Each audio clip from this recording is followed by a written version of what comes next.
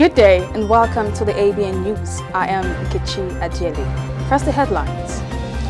United Nations said there is humanitarian crisis in the 16 local government areas liberated from Boko Haram. The oil cartel, OPEC president, has agreed its first supply cut in 8 years in order to boost the price of oil from January. Ukraine has declared the start of a 2-day major missile test near Crimea Peninsula, stirring tensions with Russia. Cameroon coach Inyo Ngacho has written off the chances of Nigeria winning the 2016 African Women's Cup of Nations.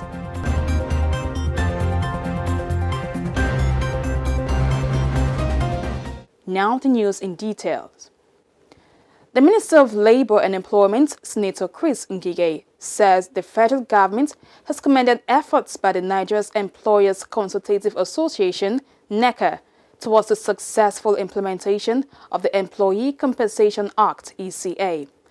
While speaking at the Nigerian Social Insurance Trust Fund, NSITF NECA, Safe Work Intervention Project Awards in Port Harcourt, Rivers State, Senator Ngige said there is drive for successful implementation of ECA would promote occupational health and safety in the workplace in Nigeria. Ngige, however, appealed to NECA to do more in the area of attention as many companies were yet to key into the scheme. Also speaking, Director General of NECA, Mr. Olusegun Ashinowo, stressed the need for partnership among social partners and other stakeholders towards a successful operation of the ECA. United Nations said that there is humanitarian crisis in the 16 local government areas liberated from Boko Haram terrorists in the northeast. The immediate past UN Deputy Humanitarian Coordinator in Nigeria, Mohammed Safieldin, noted the assessment of some of the liberated local governments, which include Bama, Damboa, Mungono, Kanduga, Dikwa, Gwoza, Pulka, and Banki.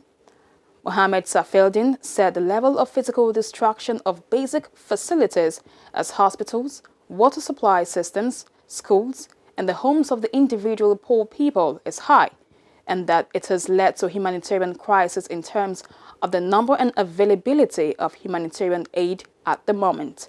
Safieldin said no fewer than 30,000 metric tons of food was required monthly to feed the internally displaced persons, IDPs, caused by the Boko Haram insurgency, and the monthly requirements was currently not being met.